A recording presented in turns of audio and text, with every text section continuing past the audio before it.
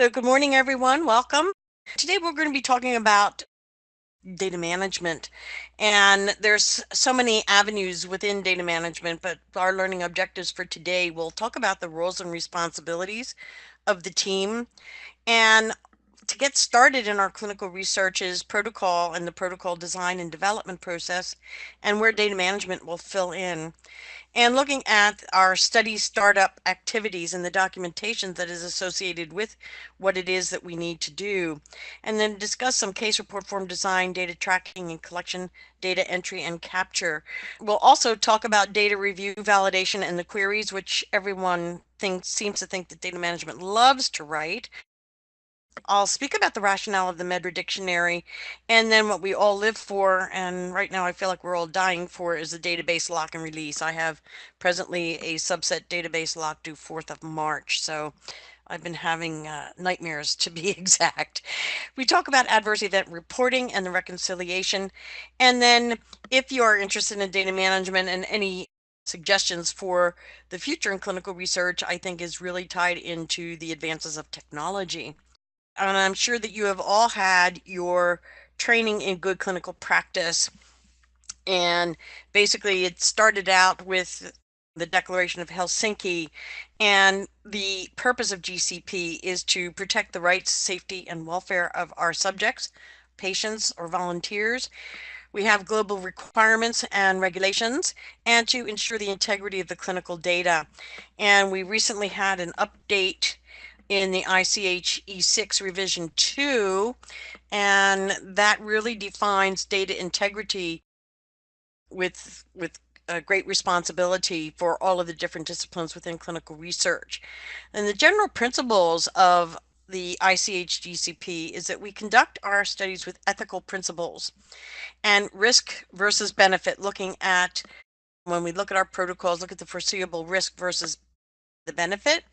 And obviously, the right, safety, and well-being of our subjects need to be considered. One of the important pieces here, and I've worked with many pharmas in my career, and trials should be scientifically sound and described in a detailed protocol.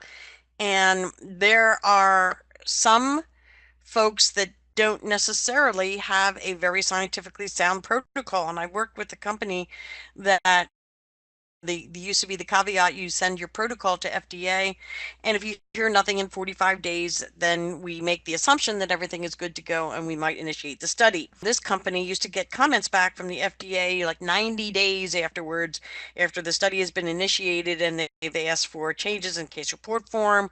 And so, of course, that really put us behind the 8 ball with changes in database as well.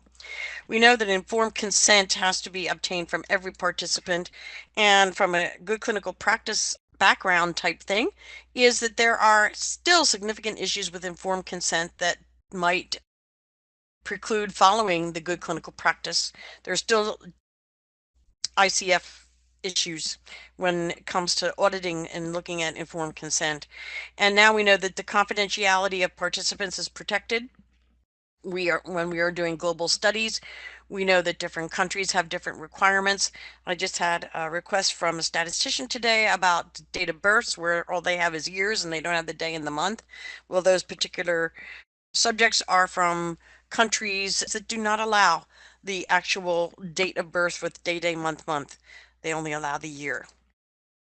So from the ICH is, that stands for the International Conference on Harmonization. And when that was basically implemented, it was to harmonize the application process and labeling, because back in the day when we did, let's say, an FDA submission, and then when I was working for Zeneca Pharma, we would do FDA submission, then we would maybe go to Ireland to do that, and then some other countries in Europe had the mutual recognition. So it was, let's say, reinventing the wheel many times. Our FDA and other regulatory officials, they have the roles and responsibilities, which we know for the FDA is to protect the health and safety of the consumers, and that they enforce the Food, Drug, and Cosmetic Act and other regulations and laws. And two, they also regulate the process through which the evidence of product safety and efficacy are developed. And So we have regulations and guidance documents. There are a significant list of guidance documents which really regulate what we do in our industry. They regulate products such as drugs and devices, biologics, nutritionals, veterinary, and other non-medical products. And I guess one of the questions that I didn't ask of this group, are you mainly drugs or devices or biologics or a combination thereof, or are you a service provider on drugs? Okay, oral drugs.